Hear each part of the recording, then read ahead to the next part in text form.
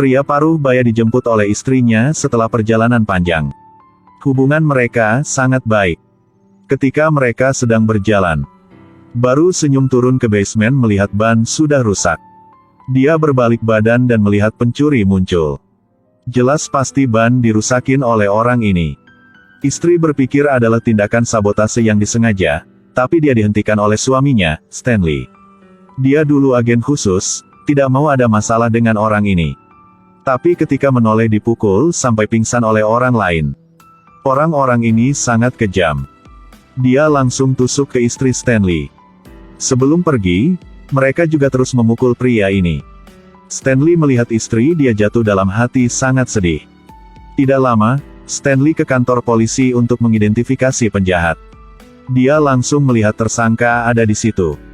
Karena dia ingat wajah mereka, satu orang ada tato hitam. Dia pastiin orang ini yang bunuh istri dia. Lalu polisi tidak omong apa lagi, langsung suruh Stanley pulang. Stanley tidak mengerti apa yang jadi. Lalu dia melihat polisi lepaskan kedua orang itu. Ketika lewat dengan mata provokatif Stanley. Stanley terkejut. Kalian sedang melakukan apa? Bukankah saya sudah tunjukkan tadi? Jawaban polisi sangat aneh.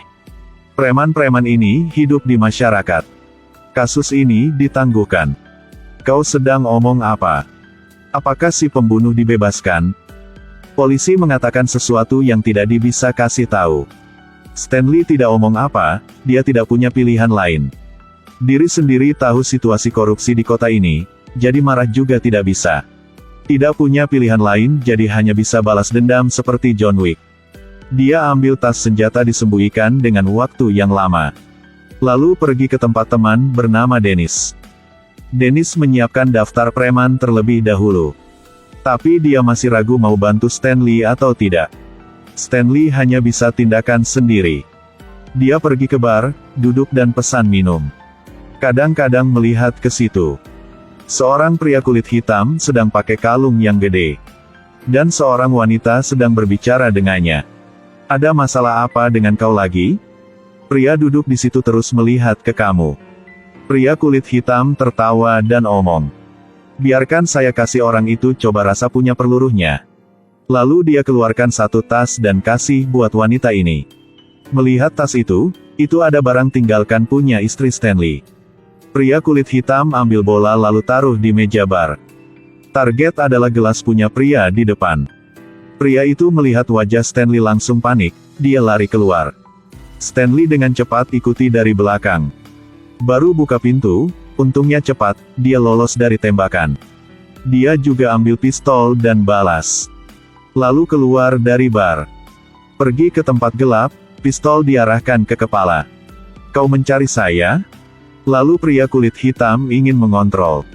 Dia melawan dengan cepat pistol jatuh. Stanley tanya kenapa mau bunuh seorang tidak bersalah. Pria kulit hitam jawab dan mau ambil pistol di tanah. Lalu Dennis muncul dan kedua langsung bunuh pria itu. Dengan cepat, mulai perang. Ambil ponsel punya pria itu lalu masukin mayat ke dalam tuang sampah menggunakan api untuk bakar. Tapi sekarang di satu sudut, ada seorang ambil foto. Orang itu berhasil langsung kasih tahu ke bos. Mereka adalah orang di belakang ini semua. Dia bilang kedua orang itu membunuh pria kulit hitam. Mungkin akan mencari orang lain. Lalu kenapa bos bisa nyantai seperti itu? Di jalan ini tidak ada orang berani cari masalah dengan bos. Dua orang ini harus di ngapain? Bos panggil bawahan datang lalu suruh ingatkan muka dua orang itu. Cari dan bunuh sekeluarga mereka, paham? Balik ke toko, Dennis memutuskan untuk bantu Stanley balas dendam jadi siapin barang. Satu meja penuh dengan pistol dan pisau, ada juga baju anti peluru. Dengan no HP disimpan dalam HP pria kulit hitam itu. Stanley mencari ke satu toko dan tanya pemilik. Kau tahu pria ini gak? Dia punya tato gambar lalat. Pemilik toko mulai tegang langsung panggil rekannya. Di tempat Stanley baru tato, ada seorang kumis masuk ke dalam. Dia keluarkan satu pistol dan arahkan ke kepala Stanley. Dia melihat muka Stanley. Lalu pistol jatuh dilempar keluar. Pria itu ambil pedang lalu tusuk ke tangan Stanley. Tapi Stanley sudah ambil pisau di meja dan masukin ke leher pria itu. Lalu Dennis balik ke toko dan melihat toko sudah hancur. Dan ada seorang tunggu di dalam. Melihat sudah tahu mereka sedang mencari yang lain. Orang itu menoleh dan itu adalah pria yang ada tato lalat. 3 orang mengelilinginya. Dennis tidak panik dan pura-pura adalah rekan mereka. Lalu ambil kesempan untuk serang mereka. Lalu ambil pisau punya satu orang dan tusuk ke dadanya. Pria yang ada tato lalat diinjak. Lalu satu orang lagi datang. Dennis menggunakan kaki untuk tahan. Sangat keren. Dia bilang, kau berani membuat kaki saya sakit, lalu bunuh orang itu. Stanley dan Dennis bertemu di tempat buang sampah. Mereka masukin penjahat yang sudah mati ke dalam mobil. Menggunakan derek mendorong mobil ke dalam lubang.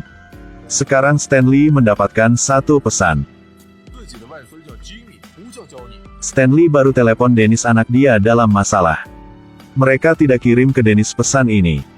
Dan sengaja menulis salah adalah ponakannya. Berapa menit yang lalu Stanley menemukan alasan istri dia mati. Situasinya semakin rumit. Istrinya adalah seorang penyelidik di bawah gubernur. Gubernur memulai program reformasi tetapi ditentang oleh para pecinta lingkungan. Istrinya adalah seorang reporter tentang perlindungan lingkungan. Hasilnya tidak memenuhi standar perlindungan lingkungan. Sang istri menolak untuk mengubah data. Kemungkinan besar kelompok orang ini adalah gubernur yang dikirim untuk membunuh istrinya. Stanley diam melihat ke rumah putri. Ponkan diikat, putri telah diculik. Stanley masuk ke dalam rumah dari belakang lalu bunuh mereka. Saat ini putri dia diarahkan pistol ke badan. Tidak banyak pikir, Stanley buang pistol dan tendang. Tapi ini adalah cara untuk mengatasi situasi ini. Karena di belakang dia adalah Dennis yang pegang senjata jarak jauh. Dennis dengan cepat tembak orang itu. Stanley bergegas ke depan pukul orang itu, jatuh ke lantai. Stanley ambil pistol dan mengancam orang itu. Orang itu teriak sakit tapi tidak mau kasih tahu apa-apa. Stanley pakai pistol bunuh dia. Saat ini polisi juga muncul. Dia kasih tahu Stanley. Orang bunuh istri dia sudah ditangkap, kasus sudah selesai di sini. Tapi Stanley tidak gampang dibodohin seperti itu.